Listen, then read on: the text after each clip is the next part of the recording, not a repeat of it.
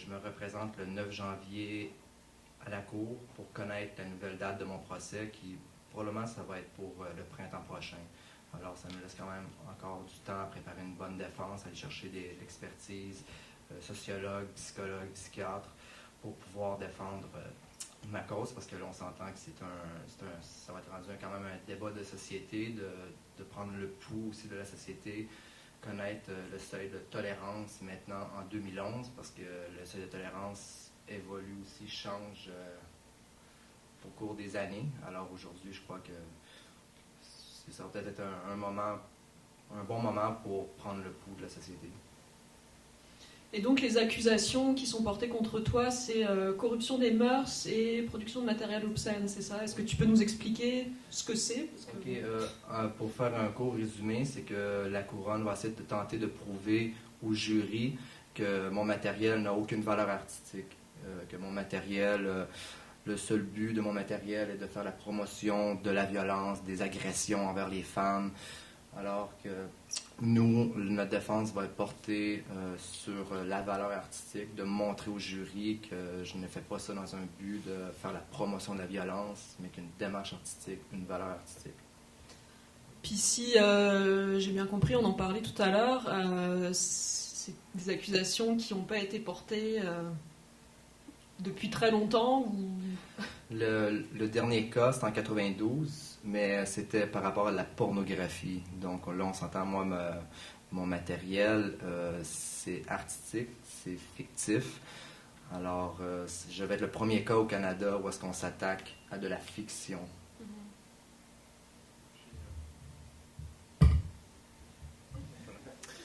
Juste un autre point aussi, c'est qu'il y a plusieurs plateaux de loi par rapport à... Il y a plusieurs niveaux légaux qui correspondent à des lois sur l'obscénité. Par exemple, aux douanes, leur définition de l'obscénité n'a rien à voir avec celle du Code criminel canadien. Aux douanes, c'est beaucoup plus clair, c'est beaucoup plus précis, il y a des critères à remplir, ça doit correspondre à des choses très très spécifiques. À la Régie du cinéma, ils ont des critères différents de ce qui est au criminel et ce qui est aux douanes. Donc, c'est vraiment pas les mêmes choses.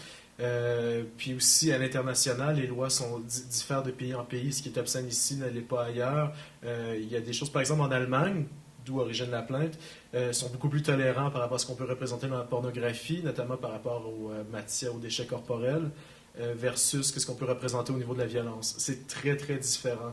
Ils sont très intolérants au niveau de la violence, très acceptants au niveau de la pornographie. Donc, quand on tombe sur le web, on tombe dans une masse où ce que c'est informe, les lois, où est-ce que les barrières seront définies ou pas. C'est là que ça devient risqué aussi. Là. Et comment tu finances tes frais d'avocat? Mes petites poches ici.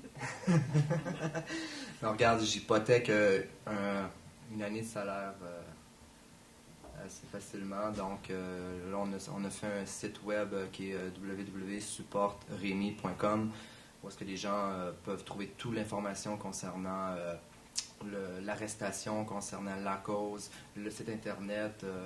On a aussi un onglet où est-ce qu'on peut faire des dons.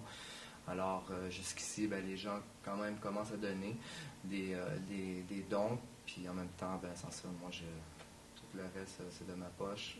Je me bats contre mon adversaire qui utilise les fonds publics pour venir m'écraser. Alors, c'est un peu injuste comme combat, parce que moi, je suis seul devant un système qui a des ressources quand même, peut-être pas illimitées, mais qu'on s'entend beaucoup supérieures à ce que moi, je peux avoir comme fonds. Et au niveau de la couverture médiatique de l'affaire, je pense que c'est quelque chose qui a quand même soulevé l'intérêt des médias, du grand public. Est-ce que tu peux nous parler de ça un peu? Oui, regardez, quand même, par chance, tous les médias sont intéressés, autant sur le plan international, en Europe, aux États-Unis. Je crois que ma cause laisse personne indifférent, parce que là, ici, on s'attaque à une œuvre fictive, donc c'est pas n'importe quoi non plus. Puis jusqu'ici, tous les médias se montrent favorables à ma cause. J'ai beaucoup d'appui de la communauté quand même artistique. Puis vraiment, tous les médias sont vraiment jusqu'ici, on s'entend, mais m'appuient beaucoup. Je repasse à Denis Lévesque le 4 octobre en compagnie de Frédéric. On va parler du documentaire, on va parler aussi de la levée de fonds. Ça va donner une autre occasion pour moi d'aller chercher le plus d'appui possible. Puis c'est sûr que la couronne n'est pas très enthousiaste avec ça, mais en même temps, on vit dans un pays libre. Si les médias se montrent favorables à ma cause, je vais m'en servir aussi. Alors, c'est dans mes droits. Donc j'imagine que la grande inquiétude dans le milieu artistique, c'est que si jamais tu étais reconnu coupable, ça créerait un précédent qui serait très dangereux pour toute la création artistique, parce que selon la définition de l'obscénité, c'est très large, donc ça peut toucher pas juste au film d'horreur, en fait, à plein d'autres choses. Oui, parce que ça devient une question de goût aussi. Alors, il s'agit qu'une personne n'aime pas va au cinéma, n'aime pas le travail, n'aime pas le film, porte une plainte.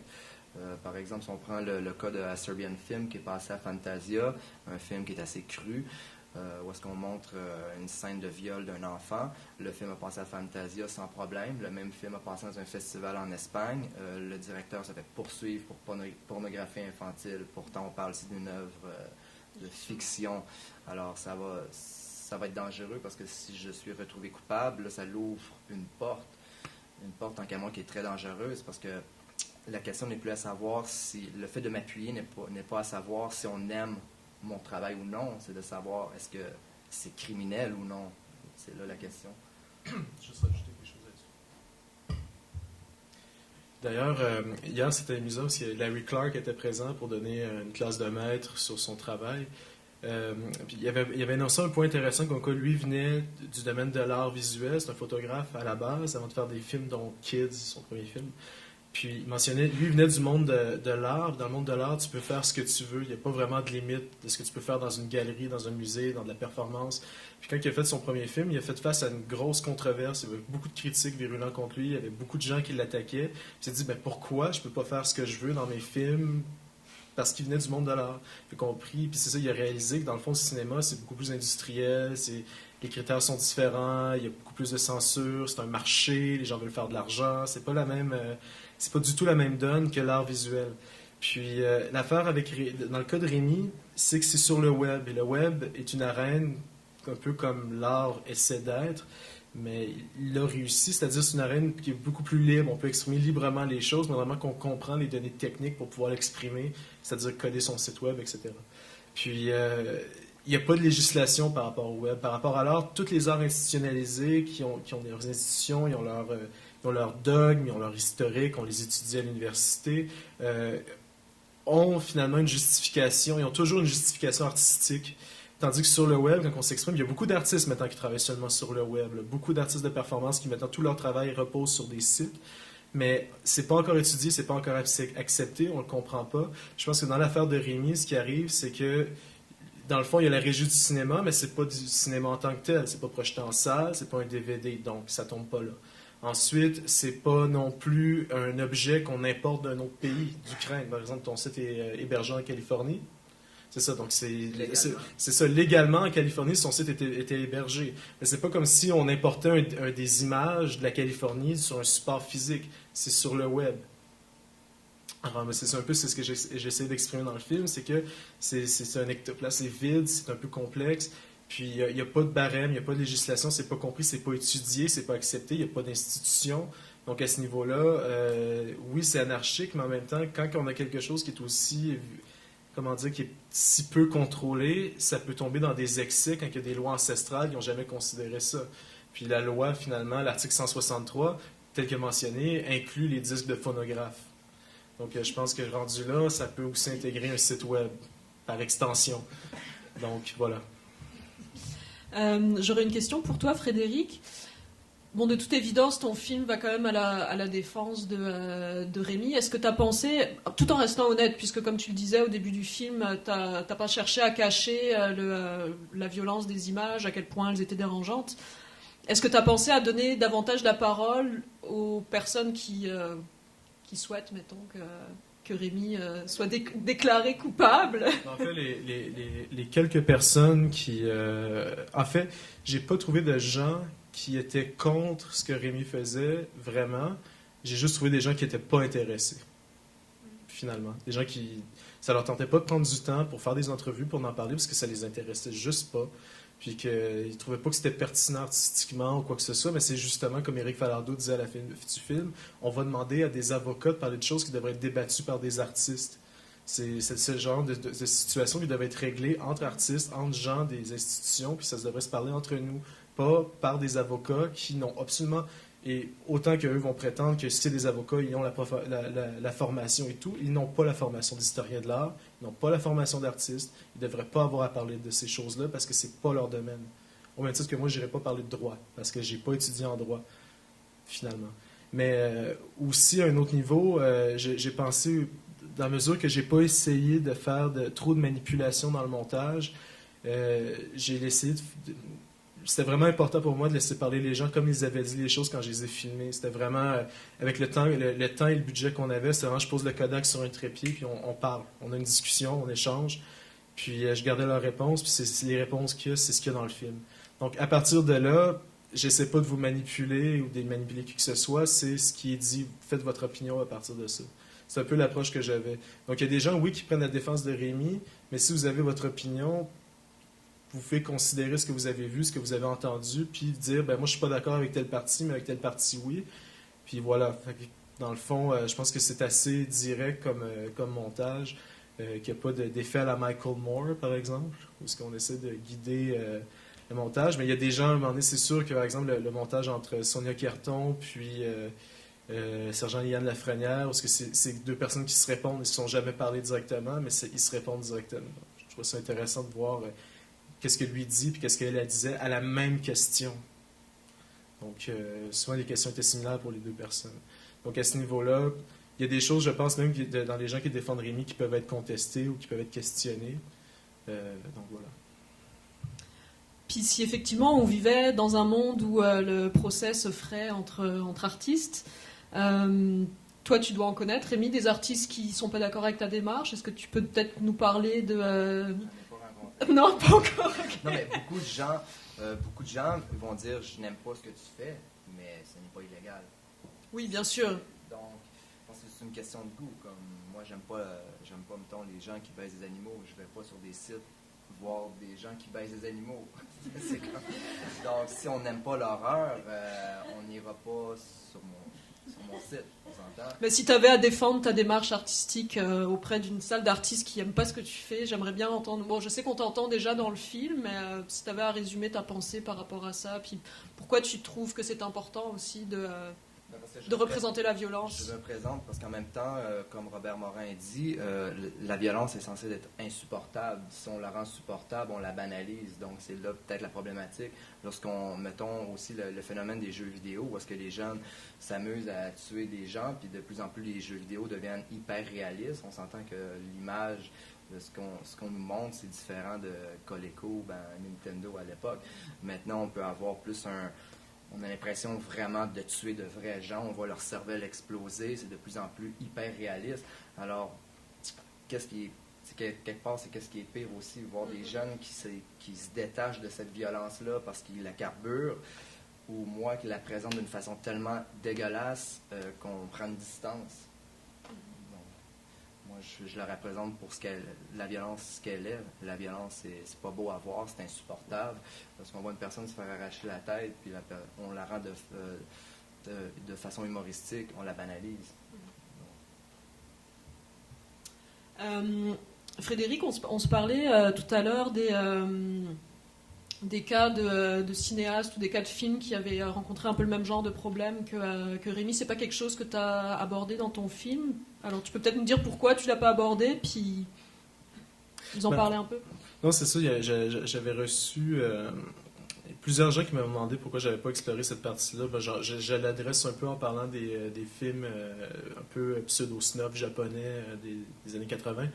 Mais c'est sûr qu'il y a toute une historique dans le cinéma de la représentation véritable de la violence. On pense juste à Un chien andalou de Luis Buñuel avec l'œil qui se fait trancher avec la lame de rasoir, qui est un œil de bœuf, je crois.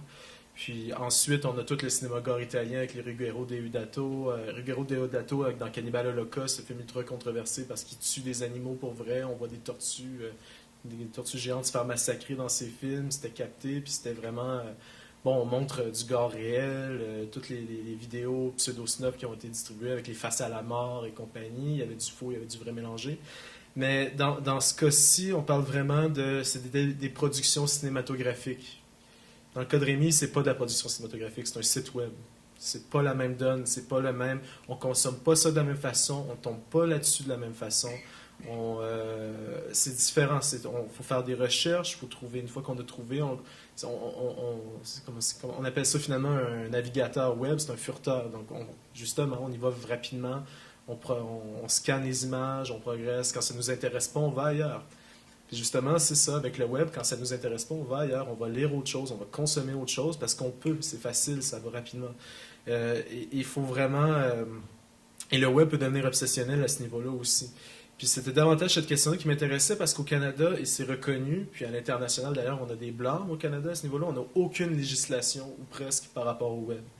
Il n'y en a pas vraiment. Il n'y a pas de code. On a l'article, je pense, C3, la proposition C3 qui n'a pas été encore votée. C'est un projet de loi sur comment contrôler le téléchargement. C'est davantage lié au copyright. Mais par rapport à ce qui est disponible sur le web, il n'y a pas vraiment de loi.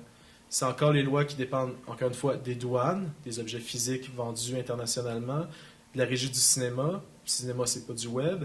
Puis, finalement, le code criminel par la suite. Le code criminel, encore une fois, si tu produis une image puis tu la diffuses dans un autre pays, mais tu vis au Canada, est-ce que tu peux t'accuser de ça au Canada? C'est encore une fois, je pense, une problématique par rapport à toute l'affaire Rémi Couture, c'est que ça se passe pas ici vraiment non plus. Donc, voilà, j'étais plus intéressé à parler du web en tant que tel que du cinéma, parce que c'est pas une question de cinéma. Puis des débats par rapport au cinéma à l'obscénité, il y en a eu des tonnes. On parle de Nagisa Oshima avec l'Empire des Sens dans les années 70. Des cas, je pourrais en citer à la tonne. Je pense pas que ça va être un peu barbant si je me mets à toutes les nommer. Mais il y en a plein. C'est un débat, comme Éric Falardeau mentionnait. Ce fait-là, on l'a discuté, il y a eu des débats, on en parle à chaque 10 ans presque. Là, ça revient constamment. En 1997, aux États-Unis, il y a un dessinateur de bande dessinée, Mike Diana, pour sa série Boiled Angels, qui a été arrêté pour obscénité, d'ailleurs qui a été condamné, qui a été reconnu coupable. Techniquement, en ce moment, il n'a même pas le droit de dessiner. S'il dessine, s'il se fait arrêter avec des dessins, puis la police a le droit de rentrer chez lui, de fouiller sa maison, puis s'il trouve des dessins de lui, il retourne en prison. Puis vraiment, la question que je pose après, c'est est-ce que c'est vraiment la société dans laquelle on a envie de vivre? Vraiment? Voilà. Et selon toi, ou selon vous deux, est-ce que, mettons que ce serait tombé sur Rémi parce que dans notre société, il y a une peur justement de ce qui est en train de se passer sur Internet et de tout ce matériel qui est disponible, comme tu montres à la fin de ton film. Est-ce que c'est ça qui nous rend plus mal à l'aise? Répète la question. Bah, tu dis justement, c'est pas un cas de cinéma, c'est un cas de web. Ouais. Est-ce qu'il y a quelque chose, il y a pas quelque chose qui est en train de se passer? Bon, c'est pas récent là, que ça fait quand même un certain temps qu'on sait qu'il y a énormément de matériel qui est disponible sur Internet. Alors là, on a peur pour nos enfants, de ce qu'ils vont pouvoir aller voir, etc. Puis que, bien sûr, c'est ironique parce que Rémi fait de la fiction, alors qu'il y a énormément de matériel réel qui se retrouve sur le web, mais pour ça, on s'attaque pas, on s'attaque à moi, mais en même temps, je trouve que c'est un coup d'épée dans l'eau parce qu'on ne s'attaque pas au vrai problème. Si on veut réellement freiner la violence sur le web, qu'on commence aussi par les vraies images, les vraies exécutions. On peut aller voir de vraies exécutions sur le web, la pornographie de tous les genres. Alors, si on croit que, mettons, si je suis condamné coupable, si on pense qu'on va cesser la distribution de violence à travers le web, avec mon cas, c'est faux, parce que ça va créer probablement, ça va avoir l'effet contraire tant qu'à moi. Des gens vont vouloir faire plus que moi ce que j'ai fait pour avoir peut-être la couverture médiatique aussi. Dire, moi je veux aller plus loin que lui, je veux offrir quelque chose de plus. Donc, c'est un coup d'épée dans l'eau tant qu'à moi. Puis, en fait, si on parle juste la notion de l'accessibilité aux enfants. Je trouve ça important de l'adresser dans le film parce qu'au Québec, on a vraiment un complexe par rapport à la notion d'enfance. On est tout le temps en train de penser, les enfants, est-ce qu'ils peuvent acheter de l'alcool? Qu'est-ce qui se passe avec nos enfants à l'école? On s'en sort pas, ça revient tout le temps. On a vraiment une idée, on idolâtre la notion d'enfance, on veut la protéger à tout prix. Mais la réalité, c'est que les jeunes ils n'ont plus besoin d'être protégés, ou en fait, toutes les mesures de protection qu'on va prendre envers eux, ils vont trouver le moyen de les corrompre autant que possible. En fait, la majorité du matériel qu'on voit mentionné dans les films comme Aftermath, des films de mutilation japonaise, etc., c'est tous des trucs sur lesquels, personnellement, j'ai mis la main là-dessus dans des copies bootleg sur des magazines spécialisés quand j'étais adolescent, là, j'étais au secondaire. Ça me fascinait, je voulais en trouver, je trouvais des gens qui étaient passionnés, qui avaient accès à ça, c'était un réseau un peu underground, on mettait la main là-dessus. Vraiment, les jeunes, surtout avec le web aujourd'hui, essayer de les protéger, comme Robert Morin mentionnait, essayer de protéger des gens qui ne veulent pas être protégés, ça ne sert à rien. On prend des mesures, on dépense de l'argent, c'est en vain, c'est futile. Ça doit passer par l'éducation. Il faut au contraire éduquer les jeunes finalement, parce qu'ils vont accéder à ce matériel-là et juste leur donner un rapport de consommation de ces images-là, plus que de leur dire consommez pas ça, c'est dangereux, puis de dire on va mettre un âge avant que vous puissiez consommer ça. Il faut davantage éduquer avant de tomber dans le on interdit tout simplement à des groupes d'âge. Ça, c'est une opinion personnelle, mais réellement, tout ce matériel-là était disponible et a été consommé et a été rendu populaire et a maintenant des collants de la régie par des kids qui voulaient avoir ces films-là. Parce que c'est le marché qui a fait en sorte que c'est rendu commercial et commercialisé, finalement. Comme le cinéma gore japonais, et peu importe. Ça s'est fait par les gens qui en voulaient. Et ça s'est fait underground et maintenant c'est rendu... on peut l'acheter dans n'importe quel Archambault aujourd'hui. En ce qui est... en lien avec mon site internet, presque personne connaissait mon site avant, mais grâce à eux, tout le monde va voir mon site. Exactement. Donc, ça a eu l'effet contraire. Les jeunes qui entendent parler de mon cas dans les écoles, parce qu'on parle de mon cas dans les universités, dans les cégeps, dans les secondaires, des jeunes m'écrivent « Ah, mon prof d'art nous a parlé de ton cas, on a entendu parler de partout. » Donc, les jeunes, la première chose qu'ils sont allés faire chez eux, c'est taper « Inner Depravity ». Donc, ils ont tout vu, mais c'est quelque chose qu'avant, il y avait probablement... C'était assez caché. Il n'y avait aucune connaissance de l'existence de ce site-là. Donc, c'est l'effet contraire. Est-ce qu'il y a des questions pour Frédéric ou Rémi, parmi vous? Assez concis. Ah oui, excusez. Au Mur Insolite, Patrick Antil, ici, qui est le propriétaire de la galerie Mur Insolite, j'expose des œuvres, autant des photos ou du matériel, fausses têtes, faux bras, etc. Donc, mon matériel est exposé jusqu'au 23 octobre. Alors, j'invite les gens, ceux qui ne l'ont pas vu, au Mur Insolite. Alors, c'est quand même assez ironique parce qu'on essaie de censurer mon travail, mais en même temps, je l'expose. Puis en même temps, je montre aux gens, j'éduque les gens. Venez voir c'est quoi mon matériel. Puis vous allez voir que vous allez comprendre qu'il y a une démarche artistique derrière ça, que c'est de l'art, malgré l'effet qui est quand même assez répugnant. Juste pour finir sur le côté légal, qu'est-ce que tu risques si tu es reconnu coupable? Ben, la loi mentionne 2 ans de prison au casier judiciaire. On souhaite que ça n'aille pas là. Non. Mais mieux que c'est un cas qui n'est jamais vu, aucune idée. Aucune idée. Est-ce qu'on va t'empêcher de faire des effets spéciaux, par exemple? Oui, j'imagine que oui. Alors, ce qui est un peu ironique, mais que j'arrive sur un plateau de tournage, comme j'ai tourné récemment avec Patrick Sénécal sur sa série web Reine Rouge, il y avait des scènes à caractère sexuel et de violence. Imaginons que je suis retrouvé coupable, j'ai à retravailler sur un plateau de tournage où est-ce qu'on a une scène de cette nature-là. Moi, je vais leur dire, ben moi, je ne peux pas. Légalement, je ne peux pas, mais toi, l'autre maquilleur, toi, tu peux y aller parce que toi... On va dire, c'est insensé. Je crois que ça va être... Advenant que je suis retrouvé coupable, même eux vont se creuser la tête à savoir qu'est-ce qu'ils vont faire pour essayer de me censurer ou... C'est surtout dans la mesure qu'il n'y avait pas de profit engendré. Exact. Comme dans un cas comme l'affaire Butler, qui est la dernière affaire d'obscénité qui est reconnue au Canada. C'est un gars qui vendait de la pornographie, du matériel qui était considéré comme illégal, mais il vendait des DVD, il vendait des objets, il y avait de l'argent, des profits. Comment tu pénalises quelqu'un qui n'engendre pas de profit? C'est un peu compliqué. On parlait de pornographie. Exact, moi, en plus. Fiction. Et Frédéric, est-ce que ton film peut être interdit si Rémi est reconnu coupable? Est-ce qu'on est les derniers spectateurs à le voir? Ça, c'est l'ironie. Comme il mentionnait, un autre maquilleur pourrait faire la même chose. J'ai reçu des bourses du Conseil des arts pour d'autres films, pour des films beaucoup plus radicaux, parce qu'à la base, moi, je fais du vidéoclip, puis des films expérimentaux qui mélangent la porno avec d'autres esthétiques. Sincèrement, je pense que j'ai fait des affaires pires que Rémi.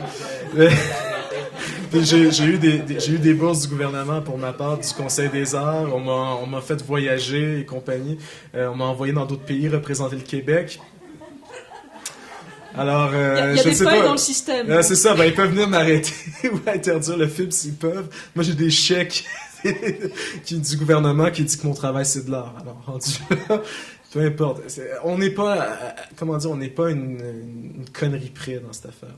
J'aimerais ça rester neutre et objectif, mais plus je travaille là-dessus, le film a été réalisé dans un esprit d'objectivité autant que possible, mais on peut pas creuser davantage ce dossier-là on peut pas être entouré de ces gens-là. Aller dans les procès, faut aller dans les séances préliminaires. Hein. Vous savez, les procès sont publics, vous pouvez y assister.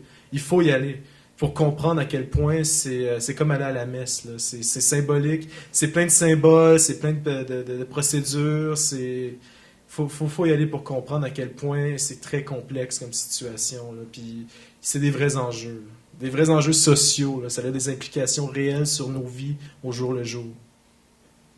Donc je pense qu'on peut vous inviter à parler du film autour de vous. Il repasse 2 fois, c'est ça, pendant le festival? Il passe demain à 1h. Il va aussi au Clap, par contre, à Sainte-Foy. Il va aussi jouer le 27 dans la même salle à 3h30 de l'après-midi. Je sais que c'est difficile, les gens travaillent généralement, mais si vous avez des amis qui ne travaillent pas le mardi, invitez-les à venir. Si jamais il y a d'autres questions, ils sont toujours là. Sinon, ça peut être autour d'une bière à l'extérieur aussi, j'imagine. Oui? En fait, vous connaissez bien la problématique, tout ça. Mais avez-vous une solution par rapport à tout ça, à l'Internet, à comment vous comprenez bien le problème, mais avez-vous une solution à apporter? C'est une idée. Comme la Chine. Faire comme la Chine. Mettre un filtre et empêcher... Est-ce que c'est ça que vous voulez, vraiment? Ou... Non, je crois que dans la mesure où est-ce que... Comme moi, sur mon site, j'avais un avertissement. Alors, on devient notre propre maître de censure. Si on prend le choix, on prend la décision d'entrer sur le site, alors c'est à nous à subir les conséquences de ce qu'on va voir. Si ça nous traumatise, si ça nous a peur, etc. Alors, c'est d'éduquer les gens. La solution, c'est d'éduquer les gens. D'éduquer son enfant, lorsque tu vas sur un site, c'est marqué 18 ans et plus, n'y va pas. Mais on s'entend qu'un enfant, c'est curieux. Moi, quand ma mère est ici, lorsqu'elle me disait « ne fais pas ça », je le faisais. Donc, en fait, je vais même tourner la question de côté. C'est davantage les mesures légales qui vont être prises. Comme par exemple en Chine, là, les filtres, etc., ça coûte super cher. Là. Pensez pas que c'est gratuit. Là. C'est des départements, des employés, des gens qui enquêtent. Ça coûte des millions de dollars, des milliards même. Bloquer des sites d'information. Ma question, c'est davantage que ces mesures légales-là qui sont prises sont payées avec vos impôts.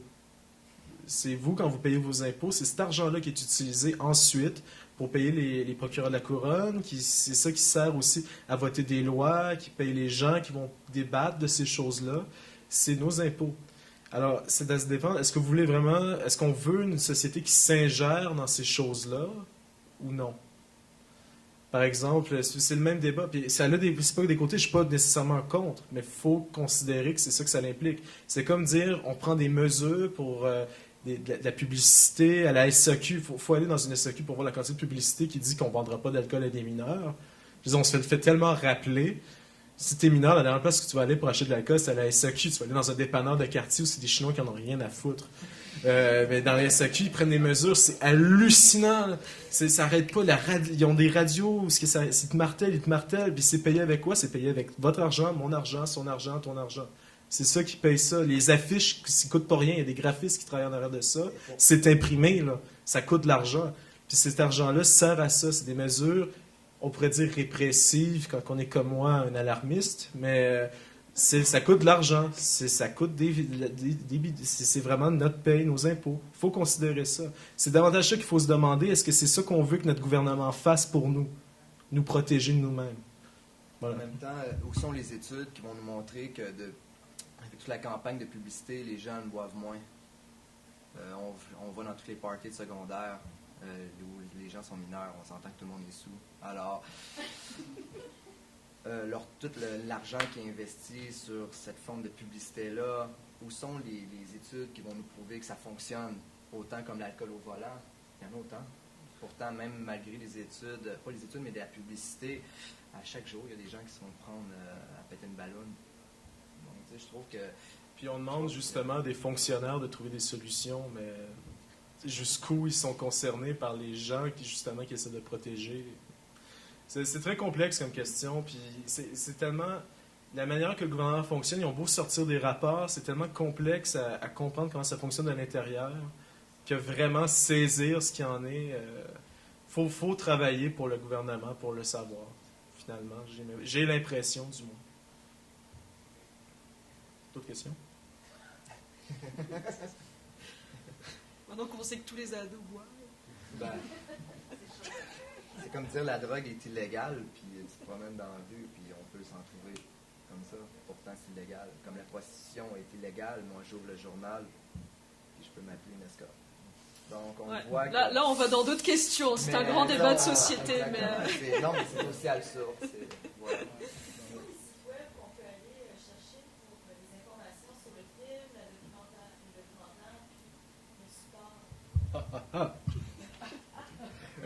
Pour l'information sur le film en tant que tel, c'est artcrimefilm.com en un mot. Pas le .com, mais... pour Rémi, comme il l'a mentionné tantôt, support Rémi, pas d'accent évidemment, .com. Sinon, sur Facebook, il y a des pages pour le film et pour... Si vous faites juste accuser au criminel pour de la fiction, faites juste faire une recherche, vous allez trouver sur la page. C'est pas mal, je pense, sa campagne de propagande principale sur Facebook. Mais tout est connecté à partir de là. Donc, si vous tombez sur une des pages, vous fouillez dans la section lien, toute l'information est là. Est-ce que ton film va être montré en dehors du Québec, en dehors du Canada? As-tu commencé à essayer de le distribuer à l'étranger? En fait, la prochaine projection est prévue pour le festival Spasme à Montréal. Puis la copie qui va être présentée, ça va être la version internationale. Parce qu'on s'entend que la version qui était là, il y a beaucoup de québéquisme, si on veut. Il y a beaucoup de gens, d'intérêts que je trouvais très importants pour le Québec, mais en France ou ailleurs, pas nécessairement. Donc la nouvelle version est en train d'être montée. Mais il y a des projections prévues. Le film a été envoyé. On attend les réponses. On sait comment de temps ces choses-là peuvent prendre. Donc voilà, on attend. Bon, ben, bonne chance. D'autres questions? Ok, je pense que... Merci, bonne soirée. Ils ont fait un bel effort.